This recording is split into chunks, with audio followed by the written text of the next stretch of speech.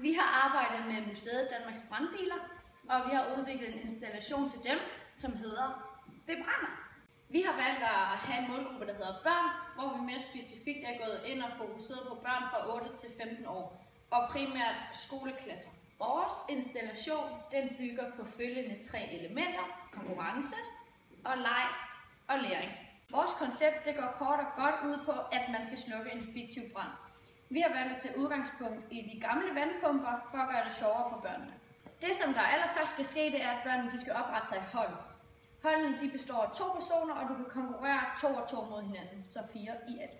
Du har en skærm foran dig, hvor du trykker opret hold, og du finder selv på dit holdnavn, og så trykker du opret. Og herefter skal de så gå i gang med pumpe. Foran dem der har de en skærm med en fiktiv brand, og ved siden af den her skærm der er der 2 vandmålere, som vi har valgt at kalde vanometre. Når børnene de så pumper på de her trolde, så stiger målerne. Og når børnene de så er færdige med at pumpe, og et af holdene har nået x antal liter, så har henholdsvis både vinderen og taberen fået en tid. Og den her tid den bliver så lagt over i highscoren. Og det hold med den bedste tid ligger selvfølgelig på plads 1. Ideen med den her installation er så selvfølgelig, at når museet modtager en hel skoleklasse, at så kan hele den her klasse oprette sig i forskellige hold og konkurrere mod hinanden. Vi formår derfor at gøre museumsbesøget interessant for børnene, og vi fastholder deres interesse i længere tid, og vi gør, at de forhåbentlig gerne vil komme igen.